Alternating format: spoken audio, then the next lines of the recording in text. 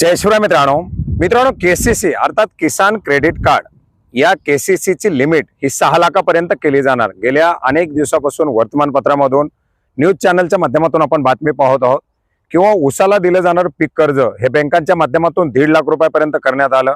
याच्या देखील बातम्या आलेल्या आहेत। आता शेतकऱ्यांना कर्ज वाढवून मिळणार याच्याबद्दलही मोठ्या प्रमाणात चर्चा केली जाते। पण एकंदरीत ही केसीसी ची मर्यादा नेमकी काय, केसीसी खरंच शेतकऱ्यांना मिळतायत का, या पीक कर्जाची वाढीव मर्यादेचे शेतकऱ्यांना फायदे होत आहेत का, याच्याबद्दल मात्र कुठेही चर्चा केली जात नाही।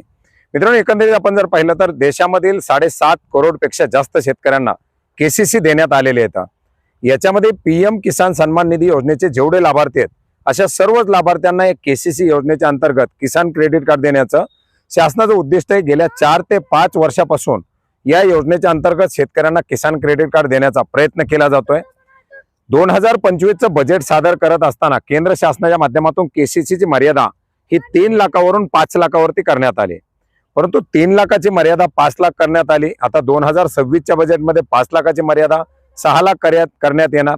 परंतु खरंच हेक्टरी 6 लाखापर्यंत शेतकऱ्यांना या केसीसीचा लाभ दिला जातो का तर नाही। मित्रांनो, एकंदरीत आपण जर पाहिलं तर हेक्टरी 1,62,000 ते साधारणपणे 2 लाख रुपयापर्यंत याच्या अंतर्गत मर्यादा आहे।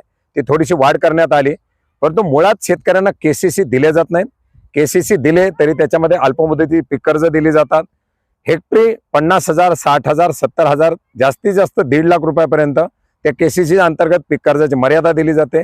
इतर बाबीसाठी शेतकरी केसीसी घेऊ शकत नाहीत आणि मुळात केसीसी आल्यानंतरही केसीसीचा जसा काही वापर होणं गरजेचं तसा वापर होत नाही। त्याच्यामुळे मर्यादा 3 लाखावरून 5 लाख झाली, 5 लाखावरून 6 लाख झाली। तर हे फक्त कागदोपत्री घोडे नाचवण्याचे काम आहे किंवा योजनेच्या अंतर्गत केल्या जाणाऱ्या बदलाचा एक दाखवण्याचा भाग आहे। याच्यामध्ये अर्थार्थी शेतकऱ्यांना कुठलाही फायदा होत नाही। आता हेक्टरी ऊसाचा आपण पाहिलेले की कोल्हापूर जिल्हा मध्यवर्ती बँकेच्या माध्यमातून शेतकऱ्यांना 1.5 लाख रुपयापर्यंत ऊसासाठी कर्ज दिलं जातं आणि याच पार्श्ववरती जे काही सेंट्रलाइज बँका होत्या, जे काही इतर बँका होत्या, त्या बँकाच्या माध्यमातून 1,15,000 रुपये असलेली मर्यादा ही 1,45,000 करण्यात आलेली। परंतु आता ही मर्यादा फक्त कोल्हापूर जिल्ह्यासाठी करण्यात आली। आता ही कोल्हापूर जिल्ह्याची बातमी कोल्हापूर जिल्हा न दाखवता सर्वत्र पसरवण्यात आल्यामुळे साहजिकच शेतकऱ्यांना एक दिलासा मिळतो की यार खरंच आता कर्जाच्या मर्यादा मुळात तर शेतकऱ्यांना कर्ज दिली जात नाही।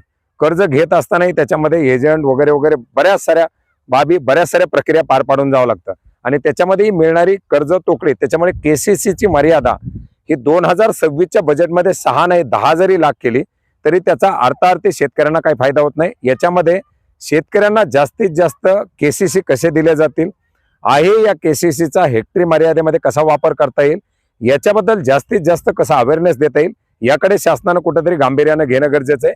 बाकी या ज्या काही बातम्या आहेत किंवा या ज्या काही गोष्टी आहेत या फक्त आणि फक्त शेतकऱ्यांना कुठेतरी आशा दाखवणार आहेत, बाकी याच्यामध्ये काहीही तथ्य नाही।